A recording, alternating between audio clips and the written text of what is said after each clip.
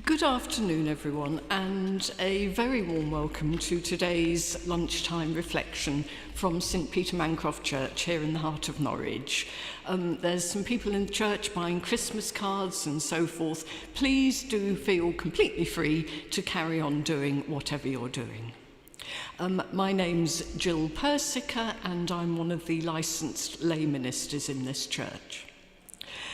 And my title for today is Grieving for an Animal. And you'll notice that I have called it animal singular, not animals more widely. Now, there are compelling reasons nowadays why many of us are grieving for whole populations of animals facing hardship or perhaps even extinction because of human activity. But that's not my subject today. I want to talk instead about the grief we face when an individual animal we love dies or perhaps disappears. And that animal is almost certainly nowadays a pet who lives with us. Now, I think there's one thing which grief for an animal has in common with grief for a person. And that is that we all do it differently, do it in our own way. For some people, the loss of a pet is a transient sadness. There may be tears, of course, but a few months or even just weeks later, we adopt another dog or cat which needs a home, and we start up a new relationship. But for other people, the loss of an animal can be absolutely devastating. Chris Packham, the naturalist, TV presenter and conservationist, has described most eloquently how the death of his dog, Fish, great name for a dog that, how that death left him feeling like a train had hit him, almost unable to breathe with grief and close to suicide. Chris, of course, suffers from autism, and he knows that the dogs he's lived with have been support animals for him, helping him through his bad patches. And Chris is now patron of a wonderful charity called Dogs for Autism. Yes, for some people, animals are their primary source of comfort and companionship in life. A single elderly lady I once knew died a few weeks after her beloved cat. And I wasn't the only person to sense that there was a parallel here, excuse me, dodgy throat, a parallel here with the way in which elderly people sometimes pass away very shortly after the death of their spouse. The relationships between human beings and animals can sometimes be very deep and, to my mind, very beautiful. I speak from personal experience here, as I had to have my lovely cat, Susie, put down exactly 1 month ago today. I have been grieving for her, of course, but not quite knowing what to do with that grief. This is partly, I think, because there is, in some quarters, a belief that to love an animal too deeply is a mark of inadequacy. You're a sad failure in life, because we should depend on our relationships with other people, shouldn't we? Not on Rover or Mr. Fluffy. I know in my mind that such a belief is simplistic, even a bit unkind, and I would never condemn another grieving pet owner in this way. But the belief is so deeply ingrained, including in Christian circles, that I've actually found myself saying to myself, oh, come on, Jill, pull yourself together. You're not allowed to weep anymore for your cat.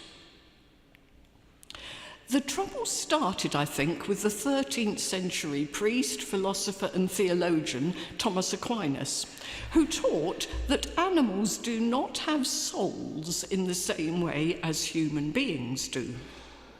And there are sensible foundations for this belief, of course. Aquinas pointed out that animals, unlike people, are incapable of conceptualizing, having any sense of God, for example. No, an animal's world is material, not intellectual, though, of course, animals can be trained to use their senses in remarkable ways. What about guide dogs, for example? But I know that my beautiful cat Susie did have a soul. And actually, Aquinas would have agreed with me. Susie was possessed of a beautiful animating force, which I believe came from God, which gave her sharp awareness and great individuality. But Thomas Aquinas would have said that Susie's soul died alongside her body. She actually had no need of an afterlife because she was a simple soul, incapable of sin, not needing time beyond death to work through the kind of complexities human beings are burdened with. Now, if you agree with Aquinas in all this, what conclusions do we therefore come to? For some people, this simply means that animals are a lower creation, created to serve people, which can lead, unfortunately, to them being disrespected, disregarded, exploited, even treated with cruelty. A terrible thing. But for others of us, the simplicity of soul which animals have is precisely the reason why we can form such deep relationships with them. Whenever I was in trouble at home, thinking too much or worrying or dwelling too much on my emotions, Susie was there as the perfect antidote. She was trusting, graceful, and simple. And physical, entirely grounded in the physical world, which was where I actually needed to be with all my foolish human thinking. And because of this, I think my grief for Susie has been different from the other griefs I've known for human beings. It has been intense, and I'm still sometimes getting knocked sideways by great waves of sadness. But it is grief pure, clean and simple. And because of this, I know it will subside relatively quickly. But I come back to what I said earlier. I haven't really known what to do with my grief, and the Church of England doesn't seem to know either. There is an unofficial Anglican Society for the Welfare of Animals, which offers online a slightly odd service for pet bereavement, but that didn't do it for me at all. As it is, I've had a few rituals to perform, clearing away the cat bowls and the litter tray, cleaning the house, which was very necessary after Susie's final illness, and acting as her executor, distributing her possessions, her leftover supply of cat food and her drinking fountain to suitable beneficiaries. I picked flowers from the garden for her, and I've lit several candles. But I know that I've been unusually lucky in one respect, in that I've had this reflection to think about and to write and to dedicate to Susie's memory. Other people don't have that kind of outlet. In my experience, most people are kind when they hear that your pet has died. But it's really struck me that some of the pet owners I've spoken to have been absolutely desperate to talk about the final days of their dog or cat, particularly if those days included the ghastly business of deciding when exactly to have your animal put down. That's a terrible decision to have to make. It's sheer agony.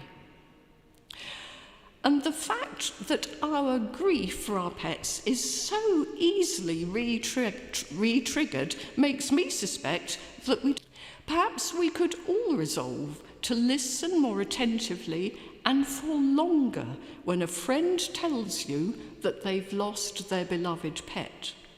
Perhaps we could even look together for creative ways to help people remember and to honour the beautiful animals they have loved so much and then lost. Thank you for joining me for today's reflection, and may I wish you every blessing for the rest of the day.